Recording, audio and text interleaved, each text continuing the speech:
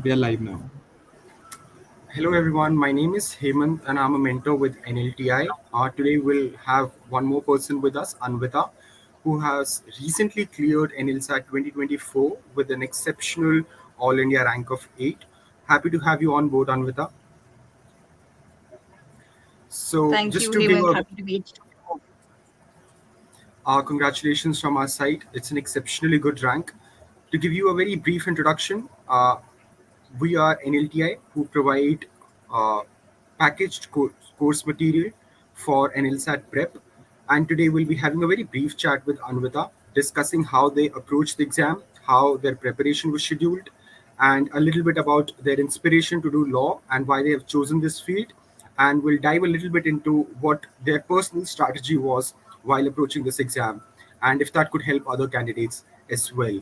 So, starting with a little bit about your background, Anvita, and where do you come from, what your previous educational experience was like, and then what moved you towards law, and why have you decided to pursue a career in law? Okay, so it's a very long story. I'm from Bangalore. I'm 24 years old, and I actually did engineering. So this was like a stream change for me. Long story short, I wanted to be a lawyer, but ended up in engineering for whatever reason. And I think through engineering, and then also after graduating, I graduated in 2021. I did electronics and communications engineering from PES University in Bangalore. And I graduated 3 years ago, have been working at a corporate as a consultant ever since. So I think through the time, like through college as well as working in the last 3 years, this bug of wanting to study the law or at least be close to the law in some way never really left. I also have experience in the development sector working on issues around mental health and gender. And I think that intersection between the law and those issues is something that's always interested me. So then, when I knew that there is a program like this 3 year LLB is always an option for anybody who's coming from any background, whatever undergrad you have. Um, and there's one now at NLS. I was like, I need to give this a shot. Like, this is an option, so I'm going to try it. And that's why I decided to take up the NLSAT. That's wonderful. Uh, you are from PES, I heard, so that's a close neighbor of NLS. Yes. Anyways, you've been with us for about a year. So, at what time did you decide that you want to pick up the coaching for NLSAT, and what was your strategy at that time? How did you want to, and how much time did you want to ideally give yourself to prepare for this exam? So, what was your ideal mindset at that time? Um, I think the seed of like thinking of whether I should take this exam or not was planted in maybe around May last year. And I think I signed up for the course probably June. Um, and so my rationale was this. So I'd spoken to people who've taken the exam, right, in the past. And the thing is, this is not the kind of exam that you need to do very like strenuous prep for. The fact that there's no math or static GK takes off a huge load. It is not something that you need to spend 6 hours a day studying. But at the same time, I was working a full time job, which is a huge commitment. So, like, I have that many hours of my day that I need to dedicate to my job, and I would be studying over and above that, which is why I thought it makes sense for me to start studying early because that way I won't have too much to catch up on in the end, which is why I started my prep early. I don't think this is necessary for everybody to do. I know a lot of people who study in the last maybe 4 months and get in. But yeah, for me, it was a personal choice because I didn't want to quit my job and then dedicate full time to studying towards the end. So, Anvita, you are a working professional, and I believe many Yeah. of the people in past have spoken to me about how to manage time as a working professional. So, did you face any challenges at all while trying to manage your exam prep, also at the same time having your job commitments, or is it a smooth way to manage both of these obligations? I think for me it was in phases. I think also it depends a lot on your job. So for me, I had the liberty to sometimes like work from home, and so I didn't have to waste time in travel, and I could save that time to then study. But again, as I said, I think it's not something that you need to study for on a daily basis. But the bare minimum that I would do every single day was read the newspaper. or just generally read the news. So, a couple of things that I think helped me was one, getting into that habit of reading the newspaper, which is your Bible for this exam. I would read the paper whenever I got the chance, whether either I would wake up early or I would stay up late, but I would make sure that I'm reading the newspaper every single day. I would read the Hindu in paper format. I had Indian Express subscription, so I would read necessary articles, mainly like I think opinion pieces of the Indian Express on my phone, and that's something you can do while traveling. You can do it while you're outside waiting for your friends when you're hanging out, whatever it is, right? You can always save up on time by just reading the news on your phone. I also follow a lot of news pages on Instagram, and I think that helps a lot because you're going to be on Instagram anyway. Like, it's very difficult to say that I'm not going to use social media. So what you can do is optimize that social media usage. So following pages like the Scroll, the Quint, Print, whatever, like a bunch of news slash law related pages, I follow them. So I'm constantly in touch with the news. I open Instagram and I see something that catches my eye, I'm reading it.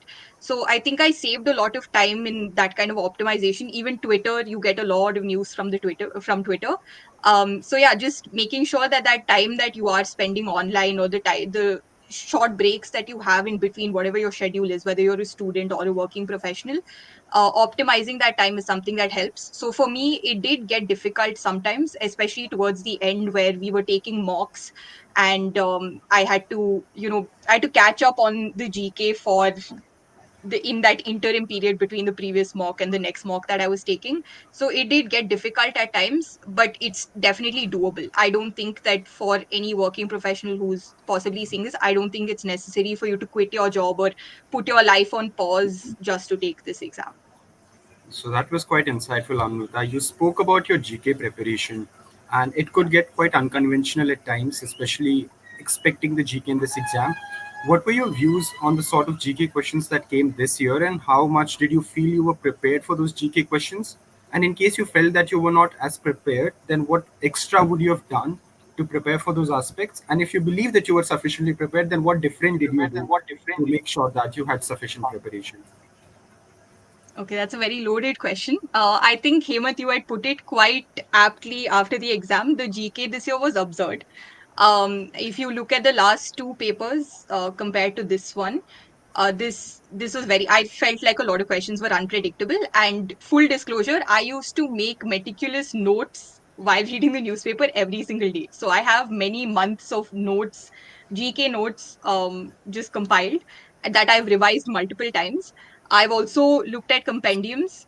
Uh, yeah, I think, yeah, I've looked at compendiums of, I think, two different compendiums as well as my own GK notes. So the point I'm making is that I've done a lot of GK prep, and despite that, I found the GK quite unpredictable. Um, so to answer your question on what helped, I think one thing that people should keep in mind for this exam is, even though NLS says that we ask you only current affairs, that means that you don't need to do static GK, right? You don't need to know about Battle of Plaze or whatever it is from this 16, 1700s. But at the same time, it's important to try and predict tangential questions that they may ask in the in the exam. So, for example, when you're reading a piece on something that has been happening in the news currently, like the genocide in Gaza, now that's something that was very protracted. It's been happening for many months and it's constantly in the news. So you know that there is going to be a question on this that you can predict. Now, you can't say that I only have to know facts about what is happening right now in the moment, because there's also a lot of history that's being covered. Newspapers will invariably talk about how this conflict started, the different battles that took place, the different wars that took place. Like, these are things that will come up in the newspaper, and it's important to kind of think about the tangential questions that they may ask in the exam and read up on those things. So for me, like, I think one good example is that there was a question in this paper about the one of the sitting judges in the ICJ who is an Indian. Now, this is something I personally did not see in the newspapers. I don't know if it came, but it's something I kind of predicted, because the minute I knew that there is an ICJ trial happening, and I think there are about 12 or 13 judges in the ICJ, my first thing was, if there is an Indian, I should know that person's name, because that is the kind of question they ask. Once you look at the previous papers, you will know that the kind of GK that you should keep, like one of the many different kinds of questions is appointments. If there is an appointment of an Indian in any important position across the world, you have to know about that. In any high office, whether it's the UK, Australia, whatever it is, they can ask you something about that. So the minute I saw that there are a bunch of judges in the ICJ, I was like, okay, they may ask, if there's an Indian, they may want us to know that name. Thankfully, I googled it, and then I saw the question in the paper, and I was very happy that I predicted this kind of a tangential question. So I think inculcating that kind of that bent of mind of predicting these kind of questions, which is something that you can do with mocks, like mocks really help with that. That's something that will help. um that's to answer your question on how to deal with slightly unpredictable questions that may not be in the news, because very rarely they'll ask you a very obvious question that was in the headline of a paper. It's important to read the entire article. You can't just limit yourself to the headlines and expect them to ask very straightforward questions, because that anyone will know. Some of them you will have to rely on guesswork. And I think if you join NLTI, they will give you strategies on how to eliminate and how to guess and things like that. um, but I think my final tip for dealing with GK is that there will be a ballpark of about, maybe let's say, 5 questions that will be just complete googlies, that you will most likely not know the answer to, and you will also not be able to guess. And it's okay if you can't. If you can attempt them, because you will get negative markings either way. But I think the solace there is that if you don't know it, most people also will not know them. So it's okay if you don't get a few questions in GK. That's all right. You can't possibly prepare for every GK question under the sun.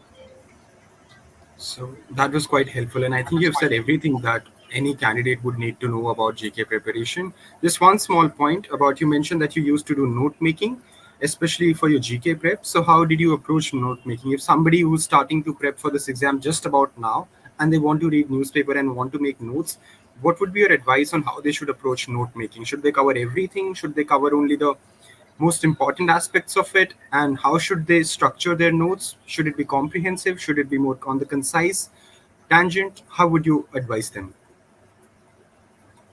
So firstly, I think right off the bat, note making is not mandatory either, because you do have other ways to cover GK through compendiums. You have multiple, like IAS compendiums, NLTI has compendiums. There's so many sources, so you don't need to do this. The reason I did it was because I knew that I'm covering 1 year almost worth of GK, and towards the end, I'm not going to remember. I may be able to remember this information that I read today for a month, but then 6 months down the line, I'll have that much information accumulated in my brain.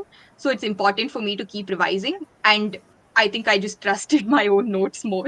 So I decided to start making notes for myself. And the way I did it was, I think one is again the sort of prediction that when you're reading an article, you you start um, predicting that, okay, this is an important point that they may ask in the exam. And that's looking at the previous papers, the kind of questions they ask, looking at the mocks that you take from whichever source. Just uh, Obviously there's no foolproof way to predict, but then just like realizing that, okay, the headline is important probably, and the important names of people involved in a certain in an event or whatever it is, you note those down. I did not make elaborate notes. Like if there's an article, I would probably summarize it as one bullet point, because I'm reading multiple articles a day. Only things that I felt like I may not remember a few months down the line are things that I noted down. All right. So with that, I think we have sufficient clarity on what we need to do about GK part. Now, broadly in this exam, there is an issue of time management, because many of Yeah. the people do feel that this can be an extremely lengthy exam, and it applies to both part A and part B as well. So, what would be your tips on time management in this exam? And were you personally able to finish your exam this time around? And if so, then how did you manage to do that? And what should be an ideal strategy to making sure that you finish this exam well within the time frame? I'm not going to lie, time was something that I struggled with from the start. I don't think this is a difficult paper. I think that it's, again, as I said, it's not something you need to prepare for like moving mountains. At the same time, it's not something that's very difficult to crack. It just comes down to time. I think that's the differentiator. And was I able to finish the paper? Yes, but not to my satisfaction. I had to cut down on my answers, and I scribbled something for that last 15-mark essay just for the sake of fetching some marks, because I wanted to make sure I'd written enough in each question to get like a bare minimum of marks. But I was not able to write the way I used to write in my mocks for sure. I definitely did struggle with time. In fact, in the exam, you may also lose about 5 minutes to like filling your biodata, those details, and like talking to your invigilator when they ask you a sign and stuff like that. You need to be prepared. So, and this is an exam where every single minute counts. So, losing even a minute can make a big difference. That's something you need to keep in mind. What was my strategy? So, one thing is, again, this is something that I'm sure your coaching at institutes will help with, but um, improving on your reading speed, because ideally you should limit your part A to 1 hour, 15 minutes max, and leave the rest for part B. So improving your reading speed is something you really need to do, because it's the passages can be quite long sometimes, and you need to make sure that you're not reading them over and over again, because you just don't have the time for that.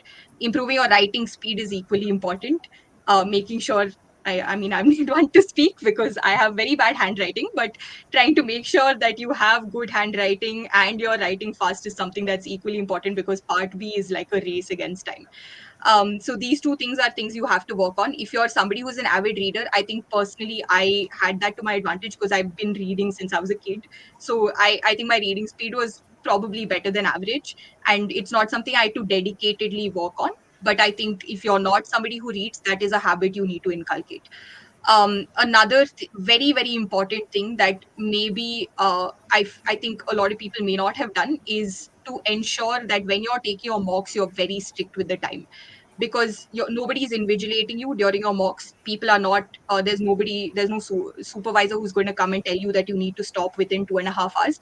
And people will just go on for like 3 hours, 3.5 hours, and like just keep writing to make sure that they give good answers. You have to keep in mind that you will not have that liberty in the exam. So making sure that you time your mocks and stick to that time is important. And again, this is something you'll only get with practice. So take as many mocks as you can, and make sure that you're sticking to like a strict time limit, to ensure that you know how much to. Because I think with part B, the problem is that you will have so many points, and then you're like, okay, how do I limit these points? How do I make sure that I'm only writing what's important? That's something you will get with practice. When you realize that, okay, I have to roughly take about 9 minutes per answer. So I'm going to make sure that I'm filtering out the points in my head and making sure that I finish this exam in 2.5 hours, because that's what you need to do on that day. So you mentioned about mocks and how they can possibly help you with managing your time. So in your Yeah. experience, how much have mocks helped you personally in reducing the overall time that you were giving to finish this paper? And what would be an ideal amount of time you think you should devote to mocks so as to prepare yourself sufficiently for this exam? What would be an ideal ballpark number in your head that you would say that you should have at least this much practice before the exam to prepare yourself sufficiently? Mm, I mean, I think I the more mocks you take, the better. Uh, the problem with this exam is that you don't have too much uh, to work with. Like you don't have a lot of past year papers or um, question banks or whatever it is. So there isn't much to work with. I took 14 mocks in total, and they were all NLTI mocks. I didn't take mocks from any other institute. Um, I think I mean I think mocks made the entire difference for me in everything, in part A, part B, time management. I think if I had gone in without having done a single mock, then I would not have made it for sure, because I think you really overestimate how much no, I think you underestimate how much time it takes for you to do things in an exam, whether it's reading or writing. And that's something that I've learned the hard way through mocks. And it was both, like, it was a very tumultuous journey in that sense. Like, there were some great mocks, there were some bad ones as well. I don't think I have a figure as to how many mocks you should take, but I would say at least 10. at least by the end of whenever your exam is, you should have at least taken 10 mocks, and you should have some comfort that you will be able to finish most of your paper in that much time. I think when you're in the exam, you may still, like, you will be able to hurry things up better. But yeah, it's necessary to take at least 10 mocks, I would say, because that gets you into the groove of how to answer and how to manage time. If you do two less mocks, then it'll I don't think you will have that clarity on how you can manage your own time. And if you do too many, it can also set you back in that you'll be overwhelmed, right? I think if you take too many mocks, uh, you may start to get concerned about how prepared you are. It can also throw you off. So I feel like 14 was a sweet spot where I felt prepared enough and I didn't also feel too overwhelmed. But yeah, I mean, if you have more mocks, if you're privy to more mocks, then go for them. You put that very well for us, Anvita.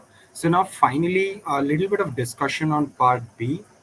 How did you find Part B preparation? Personally, given that there is a dearth of material available for Part B, how did you personally approach your Part B prep and strategy? And in the exam, how much did you feel that your previous prep was helpful for you to approach the questions that came in the exam? And what would be your advice to other students as to how they should approach their Part B answer writing and what factors they should keep in mind when they're writing their answers in Part B? Um, okay. So I think one thing that a lot of people may be confused about is so your part B answer, essentially your at least the legal reasoning, this six questions, you're given a situation and you're supposed to take a side and argue for it, right? um Straight up pick a side. I That has to happen while you're reading the question. You have to, like, simultaneously evaluate which side you think has more merit and which side you can argue more strongly. The question will not help you too much because it'll be kind of neutral. Both sides will have merit, but you personally should favor a particular side more in terms of how strong your arguments can be.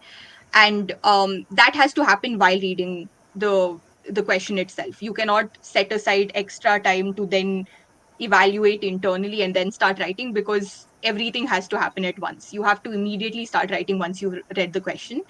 um, I think the tips that we got from NLTI on identifying material information, what is important from an exam perspective or an examiner's perspective, and making sure that you're building arguments on those material facts is something that helped a lot, because otherwise you're not able to discern what is more important and what needs to go into your answer. So yeah, that was something that helped a lot. um Again, I think I played to my strengths because I'm somebody who writes. So this was not too much, like, in terms of articulation, I didn't have too much of a problem. But then at the same time, from what I understand, they aren't really looking for the most eloquent answers. They don't care for your language too much or for your vocabulary. So you don't need to make it look very, like, flowery or whatever. Um, but yeah, I think just making sure, like, building that argumentative, which if you do want to be a lawyer, I'm assuming you may already have that. And playing to that, making sure, not really questioning the arguments you have, but just, if you have an argument, if you think that this makes sense to me and this is the side that I want to take and I can defend it, then go for it. Defend it to the bone, because that's what they're trying to see. If they're not seeing who is right or wrong, they're just trying to see, if once you've picked a side, are you able to defend it? So yeah, I think making sure that like, I think having that self confidence of what I'm saying makes sense is important, because you don't have the time to, like, go back and forth. The thing I said about material facts is definitely important. And another thing, again, which is something that helped, like, very uh, I think that was very transformative for me in terms of Part B, was the feedback that we got from NLTI. So for every single answer that we wrote, we would get personalized feedback on what worked and what did not, and also scores that went with them. So a lot of times I would look at the score and I'd think, oh, that that feels unfair. But then I would read the explanation and I would get that, okay, that makes sense. I missed out on this argument, or I didn't explain an argument. It's not enough to just say that I think this is wrong. You have to also explain why. So I think those kind of things, again, this is why you need to take more mocks, because this happens with practice. Um, Having that kind of personalized feedback really helped, because then I started to realize that, okay, this is what an examiner would expect. Things are not as obvious as you think they are. Like, you don't explain something because you think it's obvious, but then you realize from an examiner's perspective they want to know what your train of thought is, and it's important to articulate that. So definitely the feedback, I think, took me miles with respect to prep. um I'm trying to think of any other tips in terms of part B. Yeah, I think the final point that helped was, there are certain, you can probably bucket the kind of questions you may get in the exam.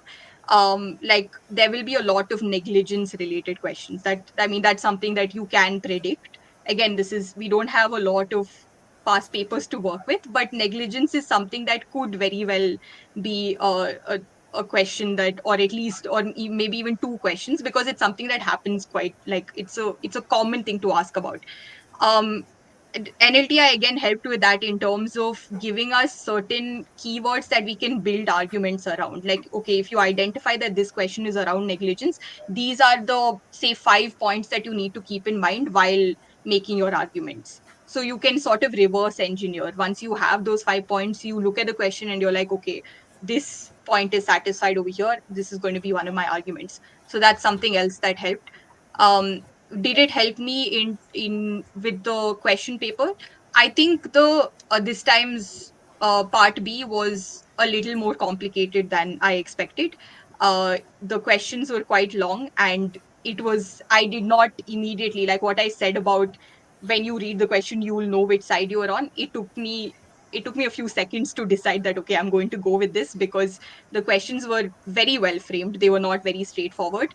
But yeah, I think the fact that I'd done that many mocks and I'd written so many answers helped with, in terms of that kind of self confidence that I was talking about, that it's okay if it's not the best argument, it's an argument. And it, like, with the paucity of time, I'm just going to write it down. Like, whatever is coming to my mind, I'm going to write it down and believe that that will be enough. So, thank you for that. I think that covers the most important aspects of answer writing in part B. Since you were, this is the final question we have for you. Since you were with us in our mentorship course, how did you feel that NLTI's mentorship helped you, and what difference did it make for you eventually in the exam? So, to what extent did you feel that having that sort of mentorship was a differentiating factor for you, if that helped you? It did help me for sure. And I don't want to repeat what I've already said in terms of both part A, part B, specifically how it helped. But in addition to that, the fact that we had one-on-one access to people like you and the other mentors, it wasn't just like, one-sided. Um, what is it like? The communication was not one sided, where you take a class and then we have no access to you after. um, the fact that I could reach out to you at any point with any doubt, and you were always so prompt with your responses, is something that I don't see in a lot of other coaching institutes. And the fact that, and this is something that somebody else who took the course the previous year told me. In fact, this was why the reason I picked NLTI.